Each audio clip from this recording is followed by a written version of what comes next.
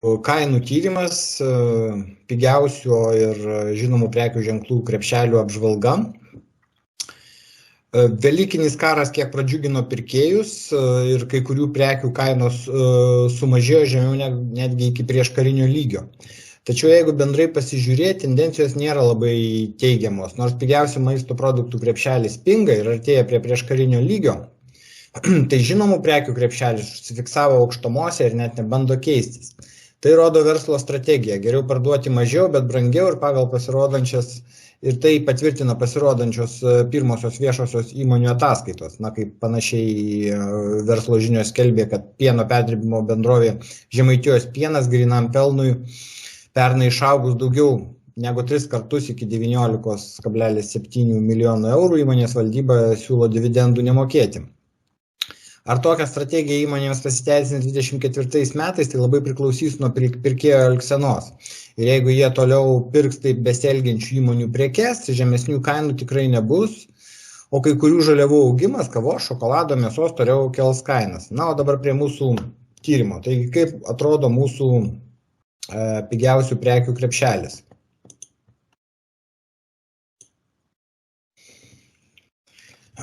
Taigi, pigiausio maisto produktų vidutinis krepšelis Lietuvos parduotuvėse palyginus su vasario mėnesiu pigo 4 eurais, tai yra 6,6% ir buvo net 14,65 euro pigesnis, tai yra 18%, 18,6% negu praeitų metų kovo mėnesį.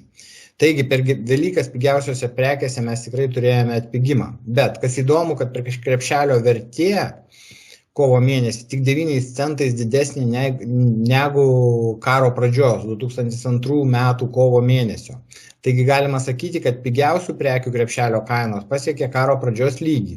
Kad pasiektų prieš karinį, tai yra nukristų iki kažkur 22 metų sausio arba 21 metų lapkričio gruodžio mėnesio, dar reikėtų, kad jis nukristų 10%. Tai reiškia, tiem žmonėm, kurie perka pačias pigiausias prekes, iš tikrųjų krepšelis tampa malonesnis ir gyvenimas šiek tiek gerėja. Kaip atrodo prekybos tinklai? Na, prekybos tinklai atrodo taip. Maxima mažina kainą 4,25 € ir lieka pirmoje vietoje. Lidl palyginus su sausiu taip pat mažina pigiausio kainų krepšelio kainą 2,31 € ir atsistoja antroje. Barbora mažina kainas net 8,13 € ir atsistoja trečioje. Rimi elektroninė parduotuvė mažina kainas net 12 €, bet tai jiem užtikrina tik 4. vietą. Norfa didina krepšelio kainą 1,75 € ir krenta į 5. vietą. Rimi mažina 1,73 €, bet atsistoja 6. vietoje.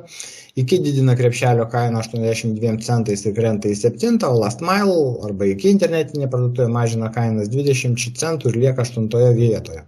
Skirtumas tarp pigiausio Maxima ir brangiausio iki internetinė parduotuvė arba Last Mile krepšelio yra 23,84 € arba 45,4%. Tai yra tikrai didelis skirtumas ir tai matosi, kad didžiausi žaidėjai Maxima, Lidl tikrai siūlo žemesnės kainas, o kitoje pusėje esantys pardavėjai nelabai to rūpinasi. Kitokia situacija su populiarių ir gerai žinomų produktų vidutinio krepšelio kainomis. Taigi, kovo mėnesį rodo, kad šis krepšelis kyla 31 €, nedaug, 0,5%, palyginus su 23 metų kovo mėnesiu jisai pinga 1,56 € arba 2,5%. Na, kaip jeigu pasižiūrėtumėte į kreivę, matosi, kad jį beveik atsistojo į plato ir sukilo ir laikosi vienam lygmenyje. Taigi, jeigu jį irgi palyginti su 22 metų kovo, šių metų kovo kainas, tai yra 9,96 €, praktiškai 10 € 20% brangesnis nei tą kovą. Taigi, vėlgi, kaip minėjom pradžioje, tai rodo, kad žinomų prekių ženklų savininkai nori išlaikyti šitą pakeltą kainų lygį ir nuo jo po to truputėlį lipti aukštyn. Kaip atrodo žinomų prekių ženklų krepšelio kainų reitingas? Čia pirmoje vietoje yra Norfa, jie mažina kainas nedaug, 7 centais, bet lieka pirmoje vietoje. Kaip ir minėjome anksčiau, Norfa atsiveža prekes ne iš žinomos prekių ženklus, ne iš vietinių tarpininkų, jie ieško kiek įmanoma pigesnių schemų ir jas randa, nes mes dažnai irgi pagaunam, kad užsienį žinomų prekių ženklų prekės yra pigesnės nei Lietuvoje, praktiškai kartais net ir dvigubai. Barbora didina kainas €58 ir atsistoja antrą vietą, Rimi mažina kainą €71 ir atsiranda trečioje reitingo vietoje, Rimi mažina krepšelio kainą €80 ir kyla į ketvirtą vietą, Maxima mažina kainas €3,84 atsistoja į penktą vietą, Iki didina kainą 10 centų, atsiranda šeštoje vietoje, Last Mile elektroninėje parduotuvėje didina kainą taip pat 10 centų, atsistoja 7 vietoje. Skirtumas tarp pigiausio Norfa ir brangiausio Last Mile žinomų prekių ženklų krepšelių €6,43 ir 11,7%. Tai vėlgi parodo, kad žinomi prekių ženklai stengiasi palaikyti visoje rinkoje aukštą kainų lygį ir, taip sakant, maksimaliai nemažinti tų kainų ir pasilikti prie to sukilusio kainų lygio. Prekės. Iš mūsų 52 stebimų prekių brango 11 prekių, pigo 41. Aišku, per daug džiaugtis, kad pigo 41 nereikia, nes šitas pigimas yra nuo praeitų metų kovo lygmens. O kovas ir balandžio mėnesį tai buvo pats didžiausias pabrangimo pikas. Tai vaizdas toks, iš viso reikšmingai 10% ir daugiau brangsta 4 prekės iš 52 stebimų, labiausiai brangusios prekės, pigiausios pomidorų sultys, pigiausia ryžiai, juodoji arbata Lipton, juodasis šokoladas Karūna. Pigo 41 prekė, reikšmingai daugiau nei 10%, tai 19 prekių. Tai saulėgrąžų aliejus, pigiausias jogurtas, pigiausia jūros lydekos filė, pigiausia juoda duona, bananai, pigiausia grietinė, pigiausias pienas, pigiausia sūdyta lydekos filė ir vištų kiaušiniai. Tai jeigu atkreipsi dėmesį, tai praktiškai visos prekės, kurios yra pigusios, tai yra su žodžiu pigiausia. Ir ten dalyvauja velykinė prekė kiaušiniai, kadangi visi kalėsi dėl pritraukimo ir jie tapo pigesni negu praeitais metais. Ten figūruoja bananai, nes su bananais viliojami pirkėjai. Na ir visos kitos prekės, kurių tiekimo grandinė yra mažiau tarpininkų. Tai yra arba privatus tinklų prekių ženklai, arba biržinės prekės. Toliau, jeigu pasižiūrėti į atskiras prekes, tai kiaulienos kaina krenta 7,1% lyginant su praeitais metais, bet vis tiek tai yra viena didžiausių kainų būtent šiais metais, todėl kad lyginant su metų pradžia mes turim augimą ir matomai jisai tęsis toliau.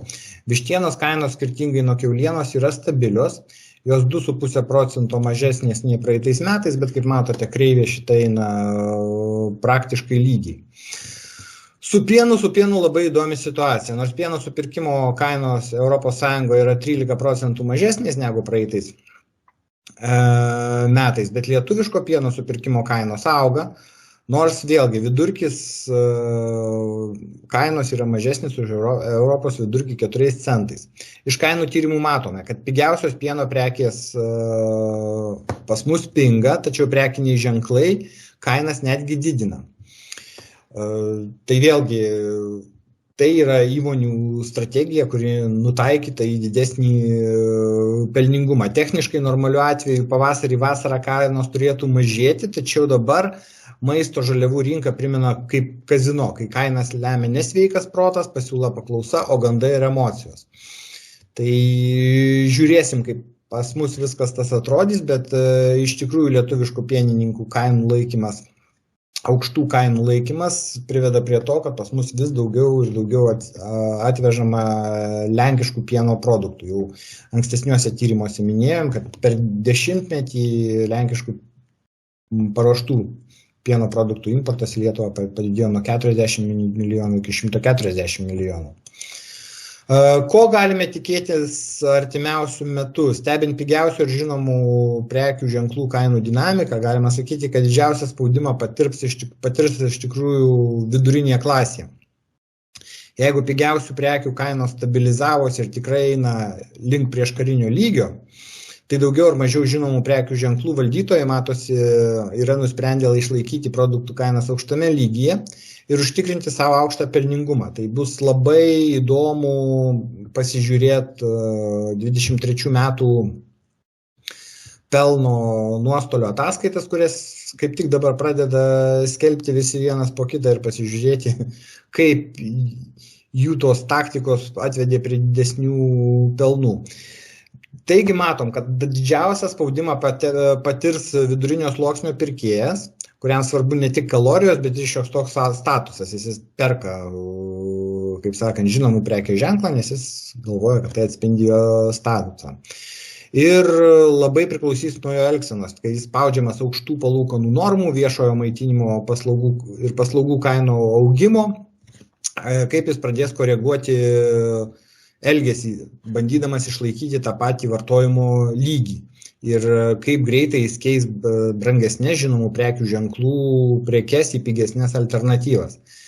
Na, kaip jau minėjau, su lenkiškų pieno produktų importo didėjimo, lenkiškų pieno produktai praktiškai daugumoje atveju yra privatus įmonių prekybos įmonių prekių ženklai, tai tas pirkėjas tą elgesį koreguoja ir žinomų prekių ženklų savininkų, ypatingai lietuviškų gamintojų, na, ateitis bus tikrai įdomi pasižiūrėti.